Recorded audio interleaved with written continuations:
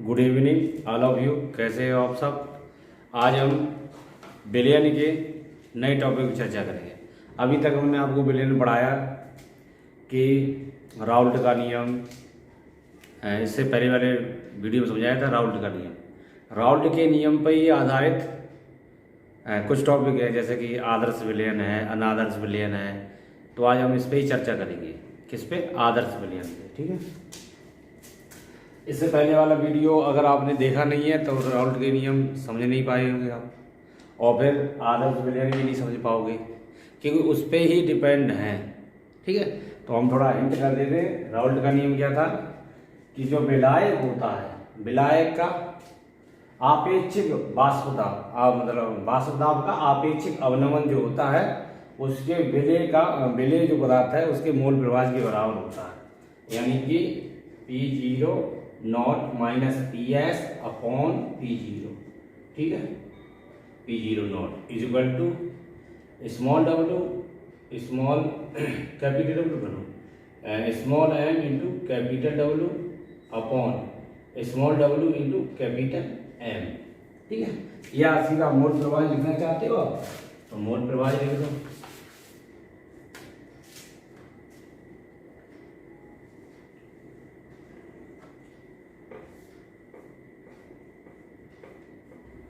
तो क्या हो जाएगा? Small n upon small n plus small capital n, ये हो जाएगा।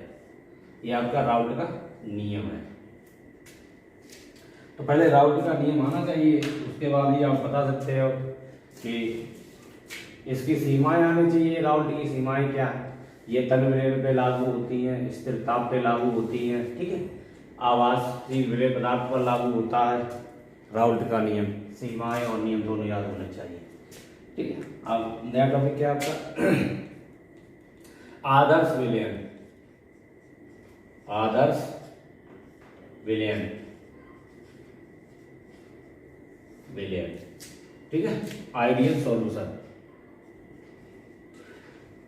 Ideal solution, ideal solution. ठीक। तो परिभाषा क्या हो जाएगी? वह विलयन जो राउल्ट के नियम का पालन करता है। किसी भी ताप हो, किसी भी दाब से मतलब नहीं है, लेकिन राउल्ट के नियम का पालन करता हो। ठीक है। वह विलयन जो किसी भी ताप व दाब सांद्रता, वह विलयन जो किसी भी ताप व सांद्रता पर राउल्ट के नियम का पालन करते हैं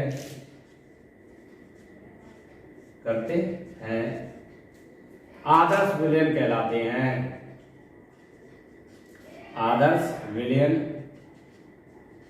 आदर्श विलयन कहलाते हैं। ठीक है। यानी वह विलयन जो किसी भी ताप व सांद्रता, कोई भी ताप हो कोई भी सांद्रता हो, पर राउल्ट के नियम का पालन करते हैं, आदर्श विलयन कहलाते हैं। ठीक है। तो परिभाषा होगी, समझ में आई सब बच्चों के? केवल राउल्ट के नियम का पालन करता हो। ठीक है। एग्जाम्पल लिखो, उसके बाद इसकी विशेषता लिखवा रहे हैं। ठीक है। तो एग्जाम्पल लिख लो इसका। Example benzene plus toluene. Benzene plus toluene. Benzene formula क्या होता है? C6H6 plus C6H5CH3। ठीक है। इन दोनों को अगर हम लिक्विड को मिला दें तो हमारा आदर्श विलयन बन जाएगा। दूसरा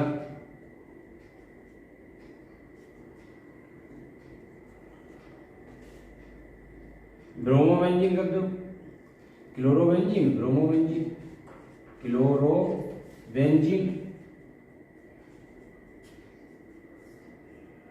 plus chlorobenzene plus bromobenzene, benzene, तो क्लोरोबेंजीन क्या हो जाएगा C6H5 और ब्रोमोबेंजीन क्या हो जाएगा प्लस C6H5Br। और बहुत सारे उदाहरण हैं।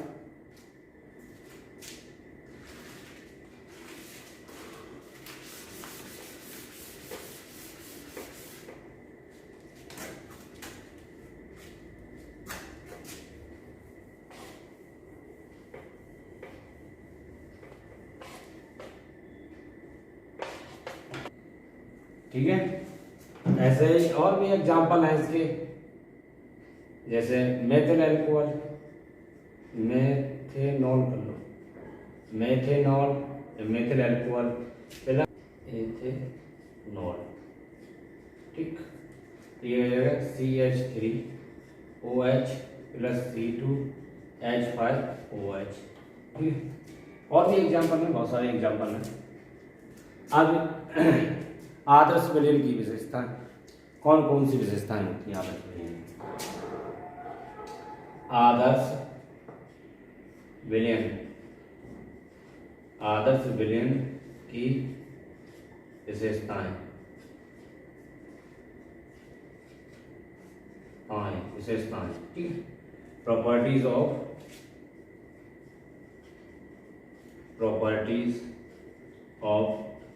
आइडियल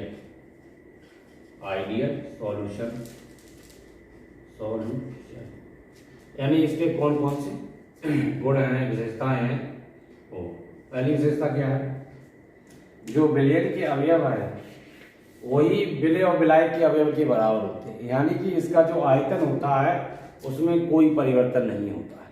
ठीक है, जितना विलयन का आयतन होगा उतने ही उसके अवयवों का आयतन होगा, यानी दोनों का बराबर होता है, यानी आयतन विलयन के आयतन में कोई प्रभाव नहीं पड़ता है। तो इसे क्या करेंगे हम, डेल V मिक्स बराबर 0। इसका मतलब ये होता है कि विलयन के जो अवयव हैं और जो कुल अवयव हैं उनका जो आयतन होता है वो बराबर होता है।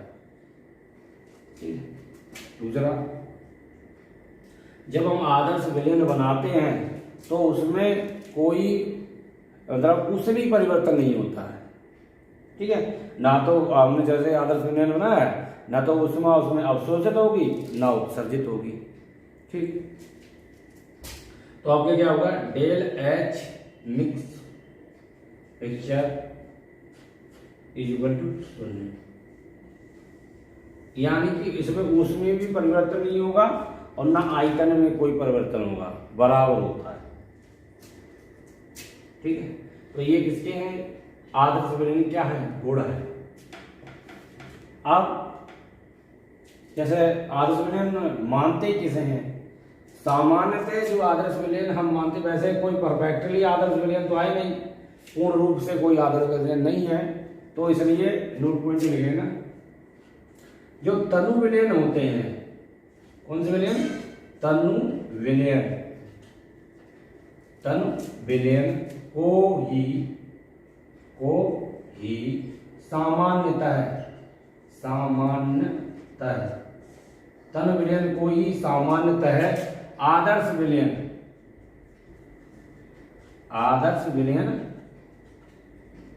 मानते हैं। मतलब कोई परफेक्ट कोई तनु विलयन नहीं होता है या बहुत कम होते हैं, लेकिन सामान्यतः हम तनु विलयन को ही आदर्श विलयन मान लेते हैं। ठीक है,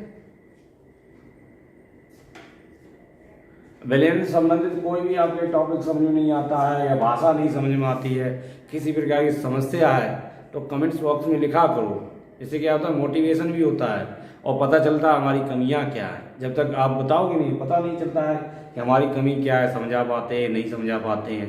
ठीक है, तो समझने की कोशिश करो, और नहीं समझ में आया आप पूछो, सर ये नहीं समझ में आया है, तो हम उस दोबारा वीडियो बनाएंगे और अच्छा वीडियो बनाएंगे और उससे अच्छे समझाने की कोशिश करेंगे। ठीक है, चलो।